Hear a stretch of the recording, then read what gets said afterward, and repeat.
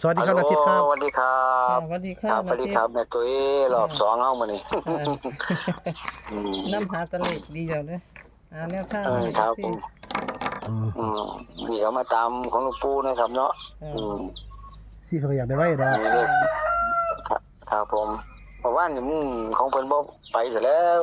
งวดที่3แก้วเลยหลวงปู่แล้วพัฒนา มันตัวเก่าเนาะมันบ่ได้ไฟไหม้เนาะ ครับ มันเอาแล้ แล้ว วถ้าไปออกนี่ก็ออกแต่ฮานอย VP บ่82เมื่อวาน โอ้พี่บ่ เอา 82 พี่อยู่ โอ้ยของอีกเนาะ02ก็บ่ได้1มาตื้มเนาะ พี่ ครับ นี่แต่0 VP เขายังเขาอยู่ แน่นอนนี่ดอก เพิ่นไปเอา0เนาะเพิ่นก็ว่ามัน02นั่นแหละมันสิออก01 เขาก็บอกอยู่ด้วยนะว่าเรื่องหลวงปู่ออกพี่ดีเนาะเขาบอกอยู่ด้วยวันเนาะ แม่นเว้าอยู่ครับ อืม แม่นเลยหลวงปู่ก็มีราชตา VIP แล้วพัฒนาเท่านั้นแหละปกติแน่บ่ ครับบ่ว่าพวกที่บ่ค่อยไปดอก บ่ค่อยไปวะ มีแต่ VIP แม่นมีแต่ VIP ลาบสตาร์ก็ไป บ่ ช่วงนี้บ่ค่อย ไป ไป นี่แต่ว่า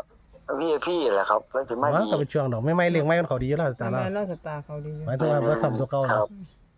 มีรถอยู่จักมื้อแล้วราชตา2มื้อแล้ว มื้อนี้ระวังรถมันได้เว้นมาแล้ว บัดนี้จอบพี่อย่างเดียวนะ ว่าจอดตาละมื้อมาแล้ว ดา มันเว้นมื้อ2มื้อแล้ว แม่นมันเว้นมา2มื้อเองแล้วราชตา ลาบสตาร์ ถ้าแตกหนึงถ้าแตกไอ้140น่ะ2มื้อเงียบเรียบมาเลยเองแล้ว มันก็ บ่ สิว่า เข้าเด้อฮานอยคือกาซาดก็บ่ฮานอยมื้อวานนี้ออกพี่ของเพิ่นของเขานะ อืม อืม สิร้อน เรา น้อง เรา ก็ ก็ ได้ มา0แล้วก็ว่า02เนาะมันจะไป01เนาะ ครับ แล้วเขาเอา0ให้นั่นแล้วว่า มันก็จับถือได้ราคาทุนมาใส่ให้มันต้องไปดอก แม่ ทุน น เด้อ เอา0มาใส่ให้มันแม่นก็จะเอา0ใส่ให้วันนั้นมี82เอา0ไปใส่นี่อยู่082นะมันก็เขาจำแม่นอยู่ ครับถือว่า ครับครับผมปานนี้เพิ่นก็ให้2คู่ที่บาท เป็นฝันเก่าเนาะ ครับผมได้ฝันเพิ่นแล้วแต่ว่าเขียนให้2คู่ ครับ เพิ่นเขียนให้63ให้บอกว่า63น่ะบ่รวย ก็บ่เขียนไว้บ่ 3แล้วข่อยบ่ได้เขียนไว้นี่ข่อยเดี๋ยวแต่ว่าจำได้63กับเดี๋ยวเด้อ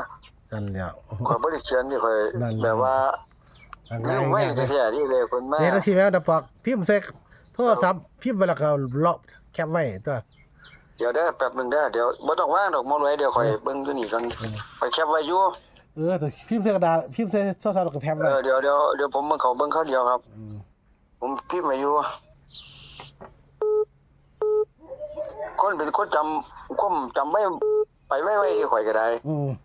รู้เดียวกันกับหมอรวยล่ะ ลืมไว้เป็นคนลืมไว้ดิ บ่คนนั่งสมาธิมันสิเป็นคนลืมไว้แต่ แม่นครับ เพราะว่ามันถิ่มสัญญาเด้พวกนั้นฝึกถิ่มความจำเด้ ฝึกปล่อยมาสุอย่าง ครับ แม่นมันเลยขี้ลืม ปล่อยว่าง ลืมเบิดครับเพราะว่าเฮาภาวนามาดิเขาสิลืมเบิดครับฉะนั้นสิลืมดิ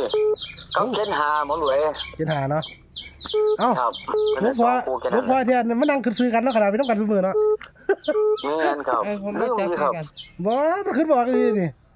จะอยากว่า เอาภาวนามันฝึกมัน ค ฝึก ล้าย ลืม ๆ เด้ ว่ามันสิคล้ายๆว่าทิมความคิดความ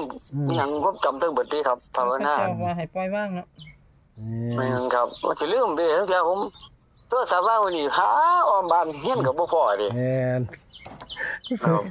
ฝึกลืมผู้ใดมันก็เล่นจำมันเล่นติดลืมเด้ถ้ามันฝึกจำเนาะ ลืมบ่ดิขนาดเรามาเมื่อเช้านี่ก็ยังลืมเนาะ ว่าให้กินข้าวแล้วก็สิว่าบ่ได้กิน โอ้ปานนั้นก็สิบ่ไหวดอก ก็บ่รู้กันเจ้า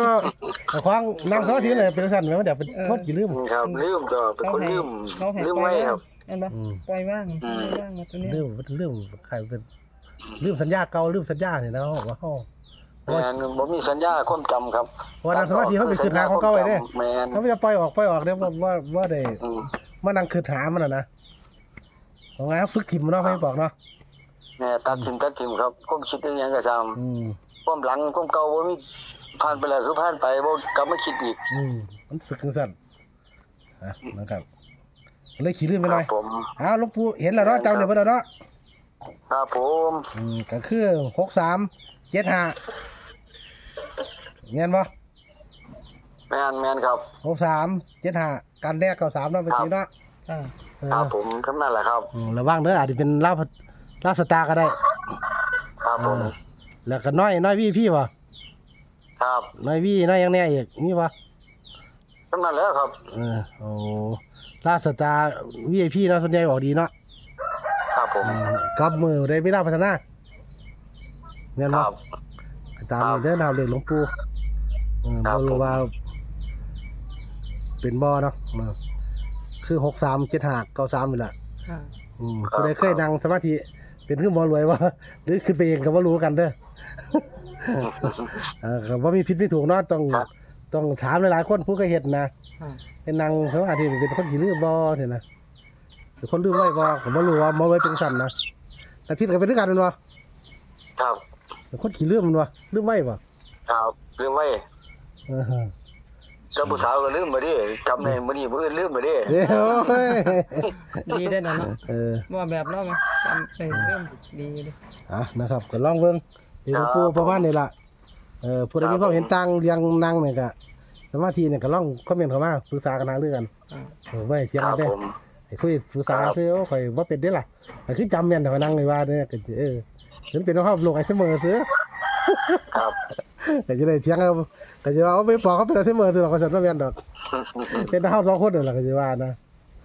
ค รับครับ นะครับก็แนวทางเนาะหลวง ครับผ ปู่ ม ก็ได้มอบถวายแล้วเนาะหลวงปู่เนาะครับครับผม ก็น้ำฝากน้ำถึงมือถึงหลวงปู่ล่ะก็คือบ่เลยโอนไปเรียบร้อยสำหรับอาทิตย์นะครับโอนคะแนนไปให้เพิ่ ครับ น ผม ได้แจ้งตามที่จดให้เพิ่นก็ ครับ ลงมอบแล้วนะครับ เขาทางวัดก็ได้ถวายเพิ่นสร้างสิมคือเก่าเนาะรวมสร้างไปเรื่อยเนาะอาทิตย์เนาะครับผม รวมสร้างไปเรื่อยนะครับมีโชคมีชัยก็อยากร่วมสร้างสิงก็ต่อยอดไปเรื่อยๆเนาะ ครับ เพิ่นอยากให้นาทิตย์ใส่ก็ให้เพิ่นอยากให้หลวงปู่ใส่ก็ให้เพิ่นอยากให้นาทิตย์ก็แบ่งปันไปได้นะคือเก่า ครับผม หรืออยากต่อยอดได้หลายอยากต่อยอดสิมได้เอาสิก็รวมสร้างได้คือเก่านะครับมารวยกับ ครับยินดีครับผม นาทิตย์เป็นสะพานบุญให้นะครับ ครับผมยินดีครับ โอ้ผมถือว่าเพิ่นถามอย่างเบิ่งอย่าลืมส่งให้เราเบิ่งตัวน่ะสิมวัน ส่งไปเพิ่นเบิ่งครับผม FC เพิ่นเรื่องนอกเพิ่นถาม FC ยังบ่เห็น อืม เรื่องนอก โอ้ FC ทำยังนอกบ่ บ่ถ้าอัน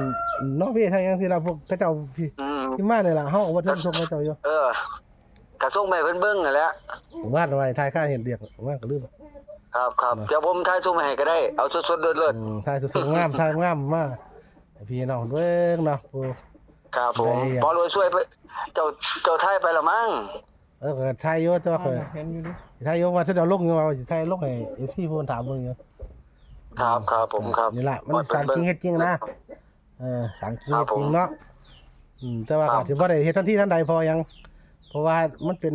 เพราะยังเป็นสัญญาเนาะเฮาว่าเงินเก่าเบิดแล้วเขาต้องเฮ็ดให้ใหม่อีกครับ แต่ว่าที่เขาสิหาแสนเดี๋ยวก็ต้องหาแสนเอาก่อนเด้อ ครับ ก็เจ้าเฮ็ดเป็นขั้น ตัวนี้ ตอ ติ น ดอยู่